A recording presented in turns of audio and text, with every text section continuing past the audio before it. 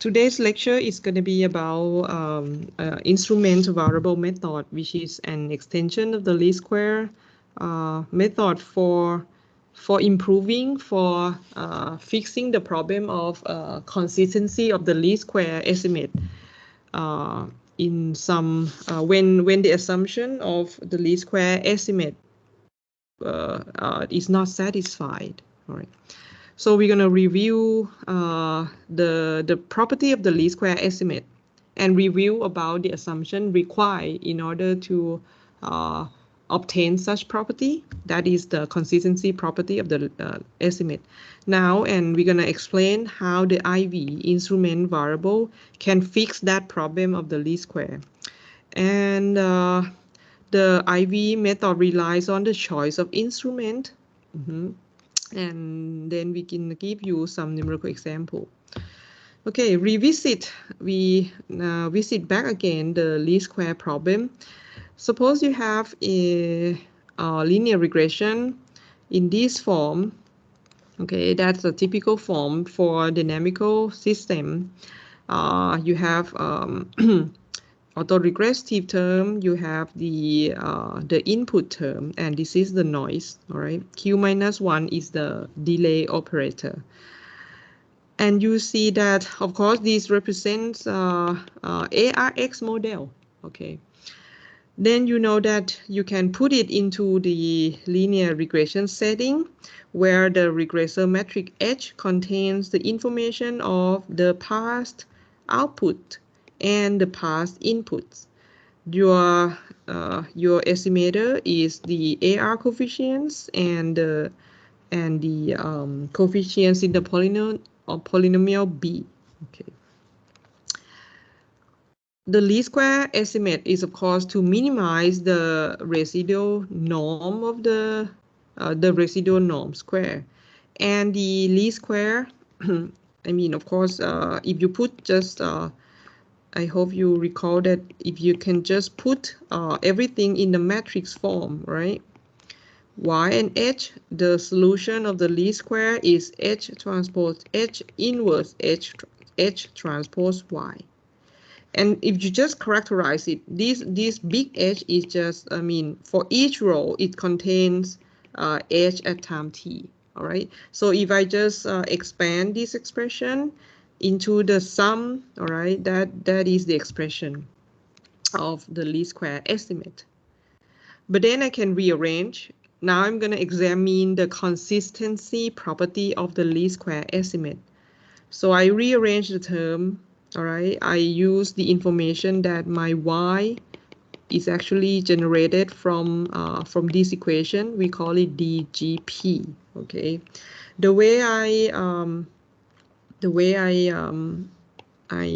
rearrange is that now I consider the deviation of my estimate from the true value. All right, you will see that this common term multiplied with the yellow box, that gives what? That gives identity matrix. Okay, so that's why the latter term, when you multiply it together, that is theta here. Okay, and then for the first term is just the expression of the least square estimate. Okay, now with a little bit of algebra, you will see that this term, okay, you can write it as the what? As the 1 over n summation of H transpose. That is a common factor, but you can rearrange it as H YT minus HT theta, and that, of course, that is the error term, because you assume that Y is generated from from this equation. All right, this is when we arrange in the term like this. All right, the the consistency property of the least square estimate is to examine that is your estimate going to converge the true parameter or not. All right, the convergence here is the convergence in probability. So you see, which means you want to see that these deviations go to basically go to zero. I mean, if you just if you try to make sense of it, right? You want this error to be zero. So, but this deviation, this error, I use the term error again, but I mean, let me remind in a general concept that when you talk about the error, that could means error in the prediction error and the estimation error. There are two types, right? Prediction error and estimation error. Now we're talking about estimation error. You want this to be zero, okay? So the error contains two quantities in the multiplicative expression, the yellow multiplied with the pink one. Of course, let me take a look at this. The yellow term is actually the inverse of the regressor matrix, right? It looks quadratic, it looks non-negative. So you hope that these go to finite and non-singular matrix. You want it to be non-singular because you're going to take the inverse, all right? And we see before that this is a non-negative matrix. You sum it over n terms. So you hope that when n is big, this summation should become positive definite, which means it becomes non-singular. It's not strong to assume such assumption. But what about the pink term? So this guy means the yellow term means that okay, should converge to some m, then m is positive definite. When I say converge, it converge under the asymptotic assumption. That means your data is big and big. All right. What about the pink term? The pink terms looks like by the weak law of large number, it's convert to the expectation of H transpose nu, right? Nu is the noise. So this means that in order to you really want it to go to zero. So in order to obtain such purpose, you want this guy to be close to zero, and with the meaning that the noise should be uncorrelated with the sensor matrix. All right. Okay. That's the conclusion. Your theta hat is consistent, which means your theta hat converts to the true parameter if what? If this guy, the sensor matrix, is converging and go to a non-singular. This can be satisfied in most cases.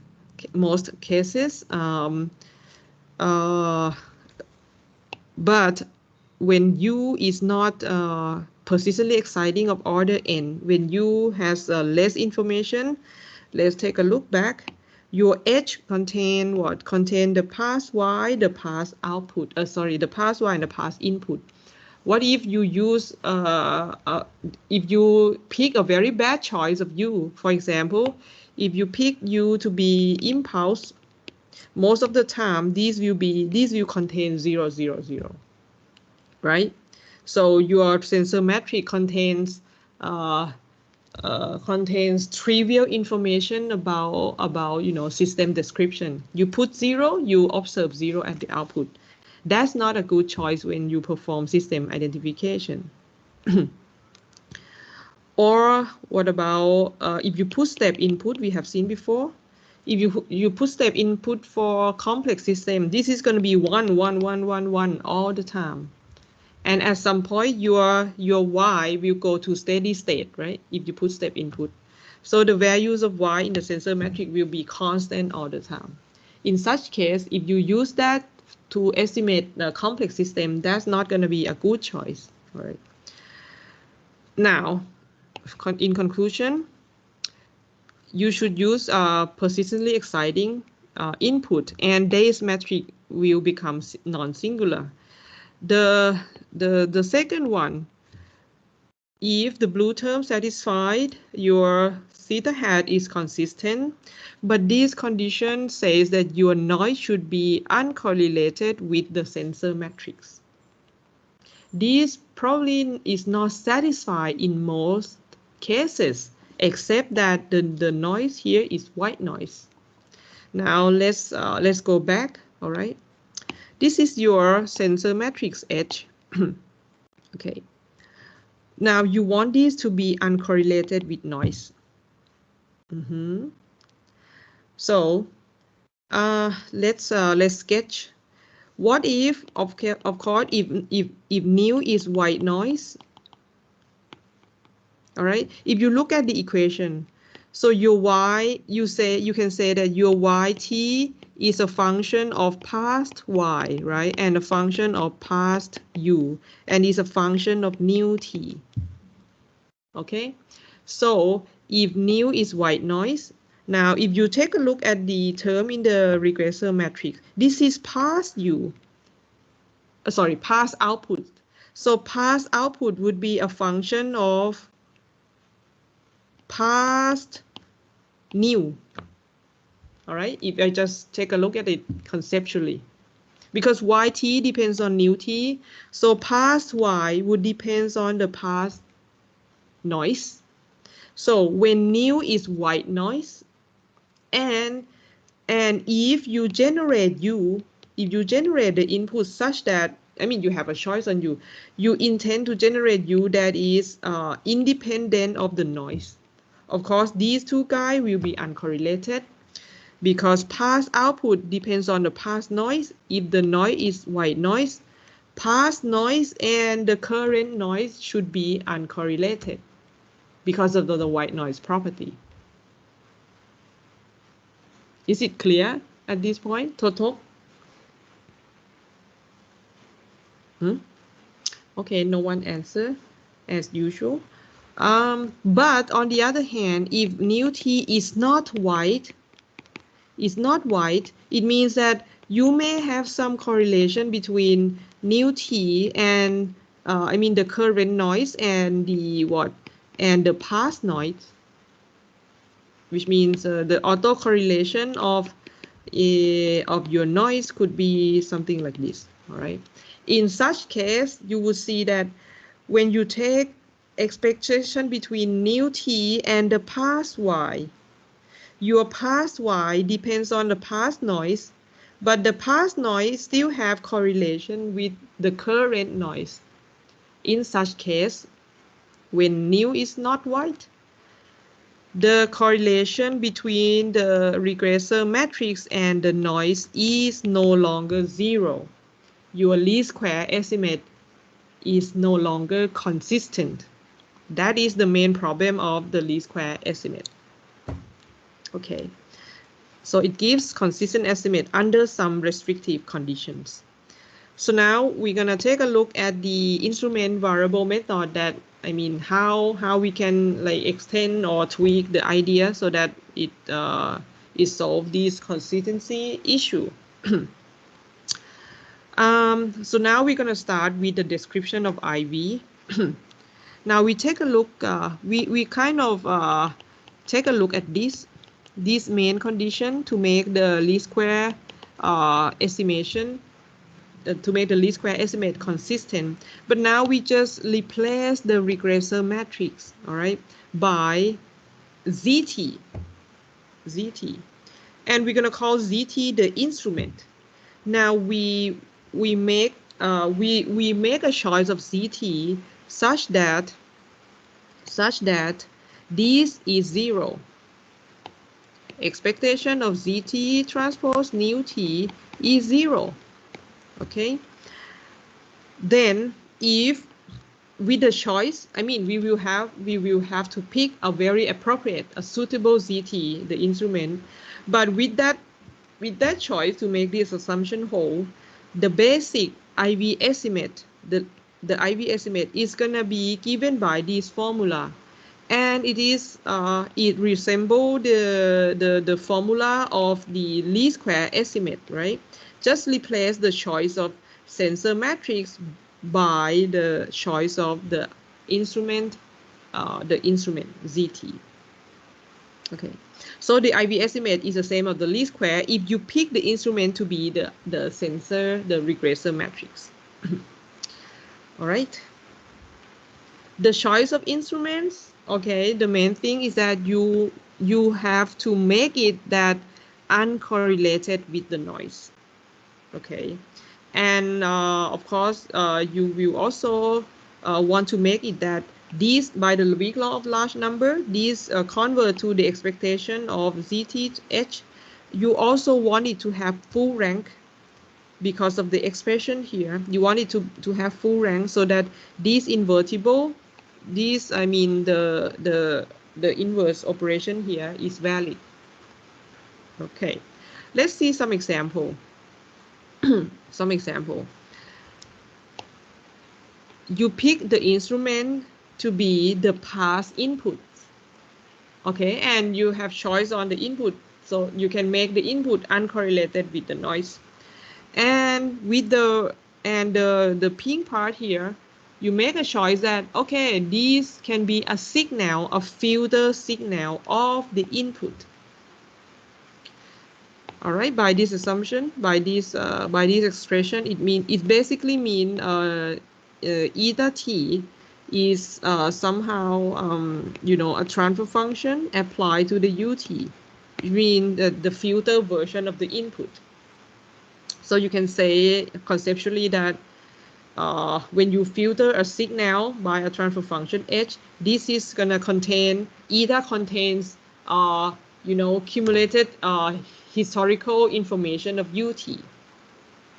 Okay, one simple choice, okay, that I can see, that we can see, one simple choice is just a lag order of NB of the input.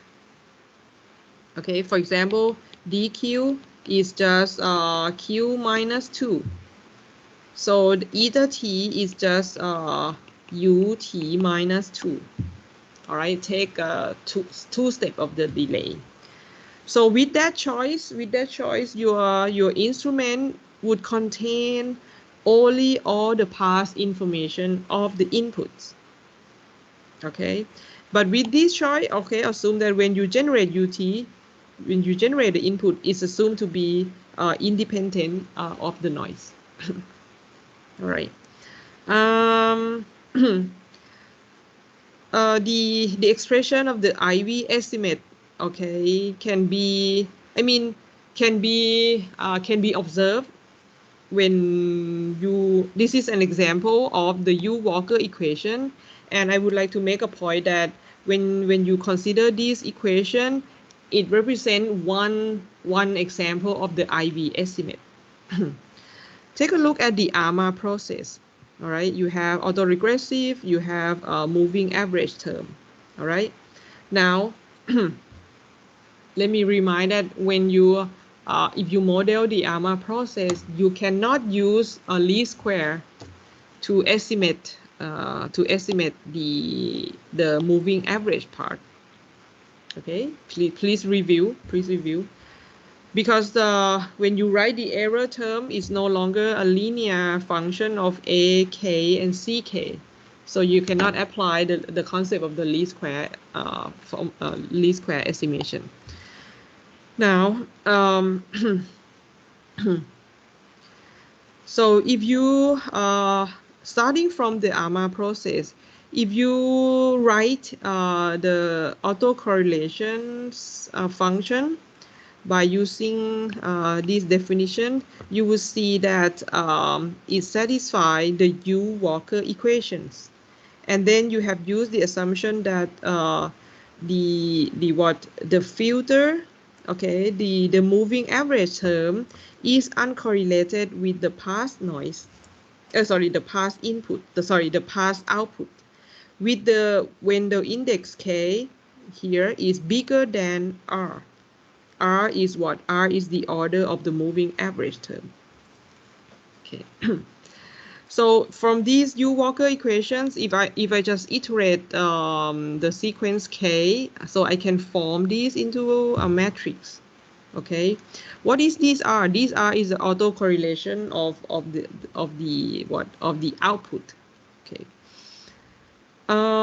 So these form a linear equations, right? A big matrix times the vector A and another vector on the right hand side. So I represent it as r theta equals to the minus r. Okay. So the big R, the boldface R, is just contains what? Contains the autocorrelation functions of Y. So I replace it with the sample estimates. Okay. So initially it's expectation, but I just replace it with the sample estimate. Okay. Now we will see that what is your goal? What is your goal here? I would like to make a point that you are modeling on the ARMA process, but you can use U-Walker equation to solve for autoregressive coefficients. All right, this is what you can do. You cannot estimate the moving average coefficients here. All right. When you have this linear system of equation, of course you would think that if big R is invertible, is given by R inverse R, right? The big R inverse the minus big R inverse small r. But then when you expand the expression of R hat, all the R hats, it looks as if the formulation of the IV estimate, because these can be represented by the choice of instrument, and this is your regressor matrix, okay, and the right hand side. Okay, so with this interpretation, when you use U-Walker equation to solve for autoregressive coefficients, it can be interpreted as using the IV estimation using this choice of instrument. What is this choice of instrument? These contain, the instrument at time t contains all the past information of the output.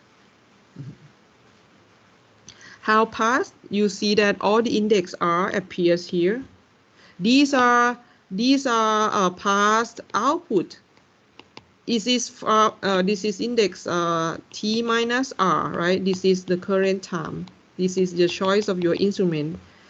It is one step, two step, m step, like prior, before t minus r. So basically you use the the old information, even older than the step t minus r. What is the r? The r is what? Is the order of the moving average. So you intend to use a much older information than t minus r step, because you know that the current time yt depends on the current noise and the previous noise,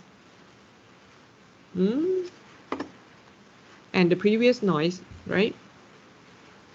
So you must use older information, older than the step t minus r. That's why we end up with this choice of instrument. Okay. So this is just one example, just one, I give this as an illustration that when you perform U-Walker, that is another form of the IV estimate. Okay, now I would like to go straight to numerical example. I would like to skip all the theoretical analysis and everything here. Okay, this is some example where you, the true system is R max, all right, autoregressive, exogenous input, and moving average. Okay, again, remind that for R max model, you cannot use least square estimate, because all you can do is Rx. You cannot, when you try to formulate, you will see that you are the error of the model cannot be represented as a linear function of the parameter. Okay, so when we mentioned about the least square, you can just use the model ARX. Okay, in this in the true system, which means in the data generating process, your U is from ARMA process and independent of the noise All right, we already discussed that with this choice of input u, this is persistently exciting of infinite order, so it's a very good choice. Your ET is white noise. All right, your ET is white noise, but of course this red term, this is filter E. So the term in the red, the red term is colored noise. ET alone is a white noise. The red box is a filter version of white noise, which is called color noise. The color noise doesn't have the property that the color noise will have autocorrelation like this, which means if you present the whole thing as nu t, of course the correlation with nu t with the t minus s would be non-zero. Okay, so in the least square we use, of course, we use error x, and we compare with the IV estimate. Okay, the choice of the IV, the choice of instrument, there are many choices, and there are choices recommended by the MATLAB as well. Please check it out in the system identification toolbox. Some of them is, of course, the choice of IV is the choice that we present in this lecture, the delayed input. All right. Okay, I would like to just conclude that, okay, here we see some example. From the fitting, when you use the least square fit, it's only 60%, while the IV fit has improved, you know, the fitting percent is about 77%. Okay, to solve the IV, you can use the IV command, I guess, IV command. And this will be part of the the estimation process when we talk about PEM as well, prediction error method. All right, that would be a brief idea, the brief introduction about the IV method as a tool to fix the problem of inconsistent estimate of the least square.